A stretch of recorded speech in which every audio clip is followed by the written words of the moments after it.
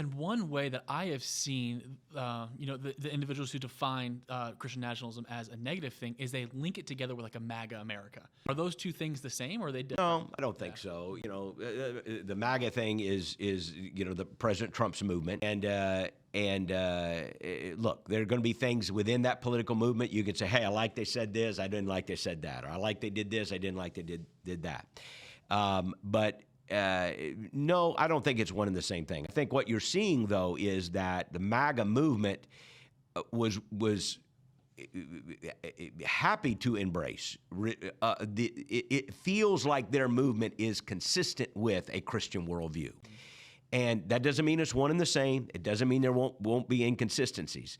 But the MAGA movement is like, yes, we have more in common with that than not. Christian nationalism isn't the MAGA movement, and the MAGA movement isn't Christian nationalism. But what you see is an overlap because there are many things within the MAGA movement that welcome Christian worldview, are consistent with a Christian worldview, and vice versa.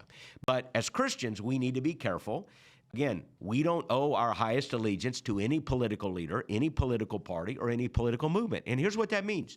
But it does mean that, okay, if you see a political side, you cannot be blind to the faults of that side.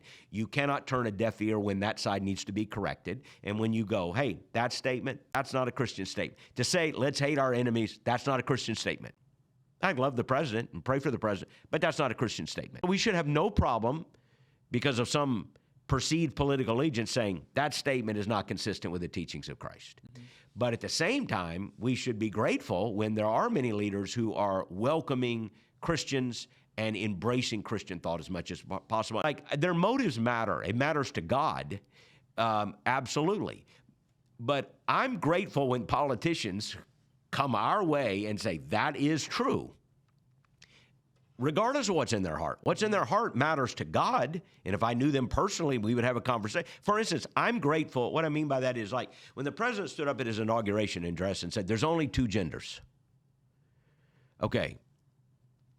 First of all, no one in the history of the world would have thought that even needed to be said until 15 minutes ago. He's saying what is true. I'm glad he's saying what is true, and I can hope for the best motivation and want to be there to inform the best motivation, but I would rather have him saying that than appointing a man in a dress to a high political office. It's not the end. It's not the kingdom of God on earth, and we don't avoid correcting politicians, but we can be grateful if they're saying what is true, regardless of their motives even. I'm glad they're saying that what is true is in fact true.